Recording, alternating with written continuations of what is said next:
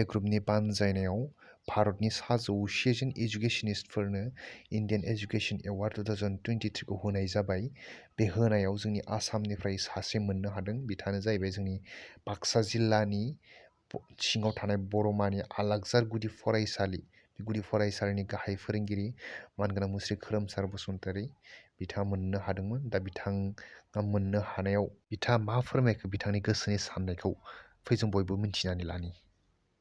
राजस्थाननि जयपुराव थानाय Hypex media and promotion private limited मोनसे एनजिअनिफ्राय इन्डियान एजुकेशन एवार्ड 2023 आङो देग्लाय होदों। बे एवार्डआ भारतनि 100 जनल' होनाय जायो बोसोरफ्रामबो। बे आं देग्लाय आंखौ बिथांमोना सायख'दों, बेनिखायनो गिबियावनो आङो बिथांमोनखौ आं साबायखर बावो। नाथाय आं बे सोलोंथाइनि सायाव जिथु बान्था मोनदों, बेयो थारैनो जोंनि बर' माहारि लोगोसे जोंनि आसामनि बिटिआरनि थाखाय गोग्गाथाव। मानो होनोब्ला बे आंनि जिथु फरायसालियाव आङो माबादि गथ'फोरखौ फोरोंदों, माबादि आङो बिसोरखौ बोसोन होदों, बिनि सायाव बिथांमोना नायबिजिरनानै होदों बुंदों। आरो बिथांमोना मास मोनसे सिगांनो आंजों बिथांमोना रायज्लायबाय थादोंमोन। बिथाङा बुंदों जे नोंथांनि जिथु इडुकेसननि जिथु सायाव जिथु गोसो होनानै नोंथाङा जिथु खामानि मावदों, बिनि सायाव बिथांमोना जोबोद गोजोनदों। आरो बिथांमोना आं मा मावदों, आं मारै बेरायो, बे बाथ्राखौबो बिथांमोना बुंनायाव आङो माने गावनो गाव सोमोनांदों। बे इन्डिया एजुकेशन एवार्ड 2023 मोननानै आं जोबोद गावखौनो गाव गोजोननाय मोनदों।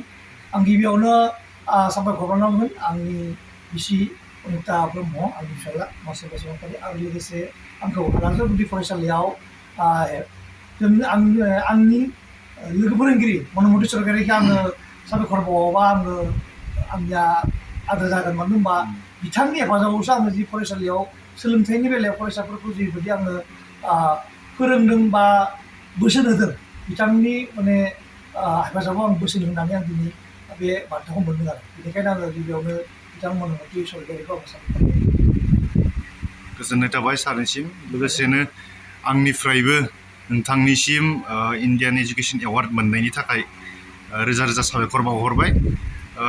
बे एवार्डखौ अल इन्डिया 100 जनल' होनाय जादों नामा? 100 जनल'? बोसोरफ्रोमबो 100 जनल' होनाय जायो आरो। दा बेयाव आं आसामनिफ्राय माने आं मोननाय जादों आरो। नों सासेल' मोननाय जादों आरो नोंथाङा सासेल'। नाथाय गुबुनफोरा गोबां सोलोंथाइ गोनां गोजा, नाथाय आंखौ माने बेहाय सायख'बाय। बेनिखायनो आङो बे गावखौनो गाव गोजोननाय मोनदों। मा बुंबावनो, जियानो जा नोंथांनिसिम फिन खेबसेयाव साबायखर बावहरो। जाहाथे इयुन समावबो जों ओनसोलनि बा जोंनि बर' हारिनि थाखाय मोजां खामानि मावलांबाय थानो हाथों। सोलोंथाइनि बेलायावनो जा बा समाजनि बेलायावनो जा, जाहाथे नोंथाङा मोजां मोजां खामानि मावलांबाय थानो हाथों। आरो जोंनि थाखाय मोनसे गोग्गाथाव, नङा होमबा? अल इन्डियायाव 100 जननि मादाव नोंथाङाबो सासे हाबना हादो। बेबो आसामनिफ्राय नोंथाङा सासेल', बेबो जोंनि बर'निनो फिसा, नङा होमबा? जोबोर गोजोननाय मोनदों आरो नोंथाङा बेफोरबायदि एवार्ड मोननायनि थाखाय। जियानो जा इयुनाव दावगालांबाय थानो हाबावथों, बर' हारिनि थाखाय आरो मोजां बिहोमा होलांबाय थानो हाथों। बेखिनिखौनो नोंथांनिसिम आसा थिबाय, लोगोसेनो साबायखर बावबाय।